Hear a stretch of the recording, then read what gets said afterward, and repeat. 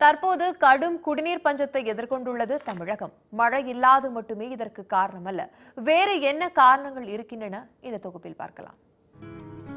இன்றாவது தண்ணீர் கிடைக்குமா என தாகத்தோடு காத்திருப்போரின் குடங்கள் இவை. தமிழகத்தின் இன்றைய நிலையை விளக்க இந்த ஒரு காட்சி போதும்.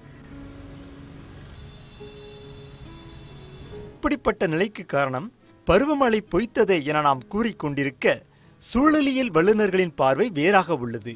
ஆறு, ஏரி, கண்மாய், நிலத்தடி நீர் என இந்த நான்கிற்குமான வலைப்பின்னல் அறுபட்டதே தண்ணீர் தட்டுப்பாடால் தமிழகம் தவிக்க காரணம் என்கிறார்கள் இவர்கள். நாம் என்ன செய்வோம்னு கேட்டிங்கன்னா, இது மற்ற 73 பகுதி உள்ள பாவை நிலங்களையே நிறைய தோண்டி எடுத்துட்டோம்.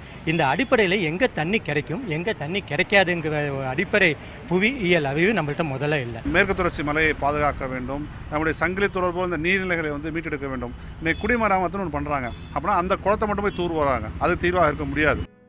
ஆறுகள் குளங்களை கழிவு நீரால் மாசுபடுத்திக் கொண்டிருப்பதையும் மிக முக்கிய காரணமாக முன்வைக்கிறார் ஆவணப்படை இயக்குனர் RR சீனிவாசன்.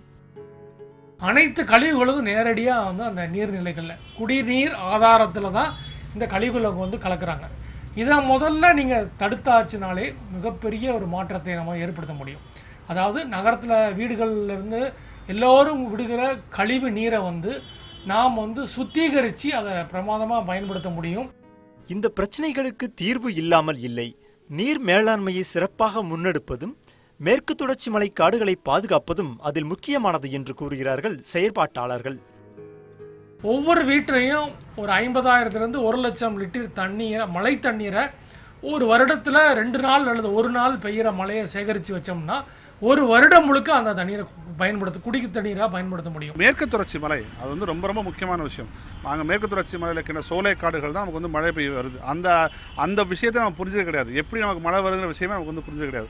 ஸோ மேற்கு தொடர்ச்சி மலை முழுவதும் மீட்டெடுக்க வேண்டிய ஒரு காலகட்டத்தில் நாம் இருக்கோம். பல்வேறு விஷயங்கள் செய்ய வேண்டும். அதில் இது முக்கியமான காரணமாக இருக்கும். மழை பெய்வது மட்டுமே தண்ணீர் பஞ்சத்திற்கு தீர்வாகாது என்பது சூழலியல் வல்லுநர்களின் கருத்து. நீரின் அவசியத்தை உணர்ந்து அதை மாசுபடுத்தாததுடன் முறையாக சேமிப்பதும் அவசியம் என்கிறார்கள் இவர்கள்.